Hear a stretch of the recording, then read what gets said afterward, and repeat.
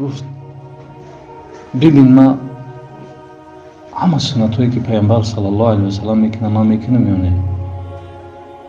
مخاطر همسرش هستی عایشه، ما پدرت هستم. بعضی وقت پیامبر صلی الله علیه و سلم قطیت است، من نمیبینم این کارا را. کو ببین بچه جان، ما همه سنتهای پیغمبر را انجام میتیم یا نمیتیم. عایشه مادرمون رضی الله تعالی عنها فرمودن که اوتا جان شما همه سنتهای پیغمبر را انجام میتیم، یکی از سنت نمیکنیم. گفتن کدام سنت؟ گفت حبیب خدا نمی همسایه یهودی کوری داریم، با دست خودش میبره افقاد میده، اوتا شما میکاره نمیکنیم. حضرت ابوبکر صدیق رضی الله تعالی عنه فردا از حبیب خدا بر وقت خستن رفت و همون مرد نابینا را خواستند که افقاد بدن. وقتی افقاد میدادن اون مرد نابینا سوال کرد که اون مرد که هر روز مرا افقاد میداد کجاست؟ ابوبکر حیران شد، گفت چشم بینا نداره، مرا از اون مرد چه خیلی فرق کرد؟ گفت اون مرد مردی بود که بوی خوبی داشت، ما همون بو را احساس نکردیست. عایشه مادرمان میگه حبیب خدا میدر اومد یک بوی خوبی همون خانه را احاطه میکرد میگرفت، حتی ما خواب میشدم از خوابم بیدار میشد. دویم اون مرد گفت نسبتی ما بسیار مهربانی میکرد، شما اون مهربانی را نکردیست. و سوم گفت از دست اون مرد من هر چیزی میخوردم معدم حل میکرد، مرا معدم حل نبود. حضرت ابوبکر حیران شدند، گفتند پدر آیا با اون مرد صحبت میکردی یا نمیکردی؟ گفت بله. گفت درباره چی صحبت میکردی؟ گفت میگفتم که احتیاج شو بچم در همین مدینه یک محمد جادوگر پیدا شد، همه را دین باباگیش برآورده، دینی نوی خش تعلیم دادست. گفت پدر جان بعد شنیدن این سخنها آن مرد با تو چی گونه معامله میکرد؟ گفت محبتش از این زیادتر میشید، احترامش از این زیادتر میشید. گفت پدر میدونی اون مرد کس؟ گفت نه. گفت خود محمد صلی الله علیه و سلم است. گفت ما اینقدر تحقیر نسبت محمد کردم، او در مقابل اینقدر تحقیرها با ما سخن نیک معامله خیر، قسم به خدا که پیغمبر آخر زمان است. اشهد ان لا اله الا الله و اشهد ان محمدا عبده و رسوله. پیغمبر صلی الله علیه و سلم اخلاق حمیده عجیبی داشت. عایشه مادرمان رضی الله تعالی عنها او عنهما میفرمایند شب میگه حبیب خدا خانه ما اومد، نوبت ما بود. میگه چقدر فقیر بودن همسرای پیغمبر و اصحاب. من میگه یک بالیش نیافتم که زیر سری حبیب خدا بمونه. و حبیب خدا میگه سری مبارکشون آوردن در زانوی من موندن. من خیلی نگاه کردم پیش بوریا میبافتن، از اینجای قالین ها و پلس ها بوریا بود. همون پیها میگه در بیخ گردن حبیب خدا پشتاش ماندن، یعنی از سبب که حتی یک کرپچه هم نبود که بالای هم پرد. آبای دیده عایشه مادرمان رضی الله تعالی عنها ریختن و در چهره مبارک و حبیب خدا چشماشون باز کردن، دیدن که عایشه مادر ناله داره. حبیب خدا که شرایط خوب نداشتن، زندگی خوب نداشتن، گفتن شاید عائله شکایت از زندگی کنن و عجیب مهربانی خطی صحبت کردن که یا عایش لماذا تبکی؟ عایشه برای چی گریه داری؟ حبیب خدا در این فکر بود که شاید کوخنی خوب نداره، شرایط خوب نداره، شاید زن از این شکایت داشته باشه. گفت حضرت جان من شکایتم از یک چیز است، ما حال در فکر قیامت است. هل تعرف اهلک؟ آیا روز قیامت تو ما را میشناسی؟ من نمیخوام فقط در این دنیا همسری تو باش، میخوام در آخرت هم همسری تو باش. حبیب خدا فرمودن عایشه گفتن سه حالتی است که لا یذکر احد احدا، هیچ کس در فکر هیچ کس نیست. پل صراط، نامه اعمال به دست راست است یا چپ، حساب سخت است یا آسان، هر کس مشغول سرگردانی خودش است. اما روایت دیگر در حبیب خدا میفرماید همون حالت من در حق شما می دعا را میکنم اللهم سلم سلم امتی، خدای امتی مرا ساخت سلامت هم شب از پل صراط بگذارم و به جنت ببر. پیامبر صلی الله علیه و سلم ببین چقدر یک حکمت عجیب داشتن، با حکمت صحبت میکرد. حتی همسراش بار ناراحتی از حبیب خدا را نشنید.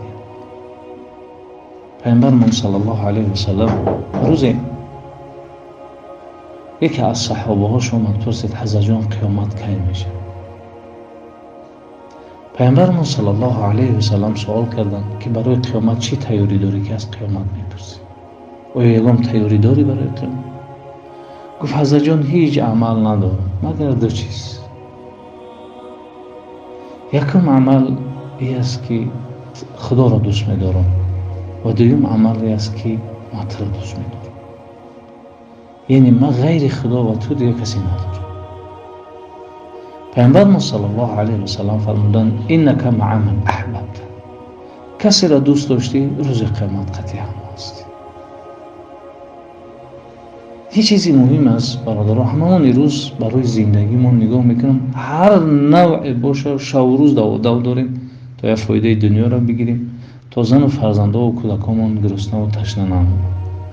لیکن ایران فراموش نکنیم که مقصد اساسی خلق ما و شما برای عبادت خدا است. ما را روز خدا میپرسد که برای دنیا دویدی، برای زن و فرزند دویدی، برای خود دویدی، یک بار فکری مرا کردی یا نکردی؟ پروردگار بزرگ ببین 20 سالا 30 سالا خطیش قهری میکنیم، گپش نمیگیریم، نماز و روزه و حج و زکات نمیخونیم، یک بار استغفر الله میگه بیا. اگر خدای نکنه بین ما و حاجی رجب علی یک سخن نافهمویی شود، هزار کس شما در بین میدونن که تو ما رو آشتی و صلح بگیرونه، باز به این هم حاجی هم در دلش اگه چیز میگیره من هم میگیرم، دیگه بین هر دومون یک احتیاط خطی رفیقی میکنیم. اما الله رب العزت خیلی نیست. وقتی با خدا صلح میکنی، وقتی با خدا آشتی میشی، بین را در کار نیست، سر در سجده میمونی و با پروردگارت ناز میکنی و راز و نیاز و درد دل میگی. حدیث داریم وقتی که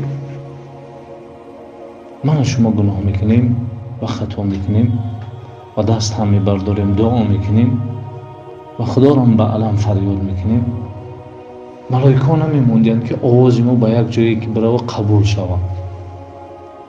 با وجود گناهکاریمون دوباره خدا را یاد میکنیم، یا الله یا ارحم الراحمین. سیم بار خدا را یاد میکنیم. وقتی که الله رب العزت را یاد میکنیم، خداوند اینقدر میگه به علم، میگه لبیک یا عبدی، بندم چرا اینقدر به علم مرا فریاد داری؟ 3 بار ملائکه نمیمونن، الله رب العزت میگفته است لبیک یا عبدی، بندم گوش میکنم، در خدمتت هست. چی پریشانی داری؟ چی مشکلات داری؟ هر پریشانی و مشکلاتی که داری بگو مکه آسان بود. پیامبر صلی الله علیه و سلم درباره بخشیدن الله رب العزت فرمودن که پروردگار اینقدر خوشحال میشه وقتی که بنده خطا کرده است، گناه کرده است، توبه میکنه. حتی رسول اکرم صلی الله علیه و سلم مثال آوردن، مثلا دور پیش به اسب و شتر بود، حالا ماشین منقطع، یک صحرا و بیابان بریم، لباسه، خوراکه، نوشاکه هامون در روی هموده باشه و ماشین گم شود، چقدر ناامید میشیم که ما از کجا تبدیل لباس میکنیم، افقاد از کجا میابیم، نوشاکه هامون از کجا، چقدر ناراحت میشیم. اگر کفت و کاب نکرده یک همون ماشین رو بیایم چقدر خرسند میشیم. پیامبر صلی الله علیه و سلم فرمودن وقتی انسان گناه میکنه، توبه میکنه، خداوند خرسند میشه و از اون مردی که سوارش گم کرده است و یافته است، از اون میگه الله رب العزت خوشحال میشه. حتی حبیب خدا گفتن نفری سوارش گم کرد و زیر سایه درخت نشست، خیلی ناامید بود که ما چیکار میکنم. یکی میگه سوارش اومد، از خرسندیش میگه از همون لجام حسبش قفید. یک کلمه عجیب بود، وقتی انسان خرسند شود در تلفظ خطا میکنه. به جای میگفت که اللهم انت ربی و انا عبدک، خدایا تو خدای منی و من بنده تو هست. باید همین گونه میگفت، لیکن از خوشحالی چه گفت؟ اللهم انت عبدی و انا ربک، خدایا تو بنده منی من خدای تو. این قصدا نگفت، از خوشحالی گفت. حبیب خدا فرمودن وقتی انسان گناه میکنه و توبه میکنه خدا از این مردم خوشحال تر میشه. پیامبر ما صلی الله علیه و سلم فرمودن وقتی یک بنده استغفار میکنه، ببین چقدر نعمت بزرگ است. الله رب العزت تمام ملائکه را جمع میکنه، میگه شما شاهد باشین بنده من میدونه که همین خیلی خدایی داره که در پیش او استغفار بکنه او را میبخشه. شما شاهد باشین که من این را بخشیدم. پیامبر ما صلی الله علیه و سلم میفرماید که الله رب العزت میفرماید که میگفت سی فرزند آدم اگر شما خطا نمیکردین من شما را از بین میبردم، دیگه آدم را خلق میکردم و آدم ها خطا میکردن توبه میکردن من اونها را میبخشیدم. منظور از این احادیث های پیامبر ما صلی الله علیه و سلم خطا کردن نیست. منظور از این حدیث های پیامبر ما صلی الله علیه و سلم تشویق و ترغیب دادن ما و شما به توبه و استغفار است. حتی وقتی که من و شما گناه میکنیم زمین میگفته است ای الله یا بار اجازت بدیم من هوی میشم دوباره محکم میشم تمام. آب میگفته است پروردگار من اجازت بدیم من یک بار از همین دریا بیجا میشم تمام. آسمان میگفته است خدا یک بار من اجازت بده که می زمین ده میفرم میبرم. الله رب العزت میفرموده است نه. الله رب العزت میفرموده است که اگر شما انسان خلق میکردین این دعواها را نمیکردین، انسان هم خلق کرده است. من شما وقتی گناه میکنین ملائکه در حال میخواستیم بنویسن. الله رب العزت میفرموده است که مهلتش بدین اگر بالفرض صبح گناه کنین الله رب العزت میگفته است مهلتش بدین تا شام شاید شام توبه کنه. اگر شب گناه میکنین ملائکه میخواستن بنویسن الله رب العزت میفرموده است که فرصت بدین تا صبح شاید تا صبح توبه کنه. حسای سه یک شب ساعتهای 2-3 که همه ما و شما خوابه خداوند از به سوی آسمان دنیا می آمده است و ملائکه رو میگفته است که در روی زمین بگردین هست یگان کسی که او استغفار کنه و او را ببخشه. خداوندی که نه خوابش میگیره نه خواب میروه، نه به عبادت من و شما محتاج است، نه به روزه ما، نه به حج، نه به زکات، همون خداوند خواهش و التماس میکنه. خاطر در همین وقت اگر کسی عبادت خدا رو نکنه خیلی وای بر حالش. این حالتی از همه شرایط مهیا است. صحابه پیامبر ببین چه حال داشتن، چه احوال داشتن. واقعا عبادت خدا یک رازی است، یک راز و نیازی است که با خدا صحبت میکنه. یکی از صحابه های حبیب خدا بگیم به روزه به همین کسل قند دچار شدن. گفتن پایت را باید ما ببریم که بالا نره و برای پاچه تو را بریدن باید یکم دوایی بکنیم. گفت شما دوایی بکنین هوش ما میره. همون وقتی که هوش ما میره و من چند لحظه از یاد خدا دور میمونم من تیار نیستم. گفتم حضرت بیماری بالا میره. گفت من نماز را شروع میکنم شما جراحیتون را شروع کنید. حالی که برای ما رنگ یک افسانه میتوه عقلی ما ده توه نه. صحابه هم دستور روشن الله اکبر جراحی هم شروع شد. و نماز هم تمام شد و پاچه هم بریدم. و گشت طرف پاچه شما نگاه کرد. گفت مبارکت شود تو پیش از ما جنت میری، تو در وقت عبادت شهید شدی. لیکن من یک خواهش دارم، من که از دنیا گذاشتم مرا قطعا پاچه هم گور کنین شاید همین مرا به جنت. اون سفیده و کمپیرهای پیشمون عجیب بزرگ بودن. ناخونه و موهای سرمون رو میگفتن من روز جمعه عادتا روزهای دوشنبه ناخون میگرفتن میگفتن زیر اگه درخت و زیر خاک چیکار کنین گور کنین زیر که با وقتی خوب رفتن. حالا عاقبت کاری ما چی میشه جز از خداوند دیگه کسی نمیدونه. خیلی یک عنعنه خوبی داشتن. به همین خاطر واقعا نماز نمیدونیم سیرش چی هستن و هر کس هم خدا اجازت نمیده رو پروش بیسته و بگه الله اکبر و بعد او اجازت بده و بخونه سبحانك اللهم و بحمدك و تبارک اسمك و تعالی جدك و لا اله غیرك و بعد او اجازت بده بگه اعوذ بالله من الشیطان الرجیم و بعد او بگه بسم الله الرحمن الرحیم و بعد او بگه الحمدلله رب العالمین. وقتی بنده میگه الحمدلله رب العالمین، الله رب العزت همه ملائکه را جمع میکنه و او بنده را تعریف میکنه و میگه حمدنی عبدی.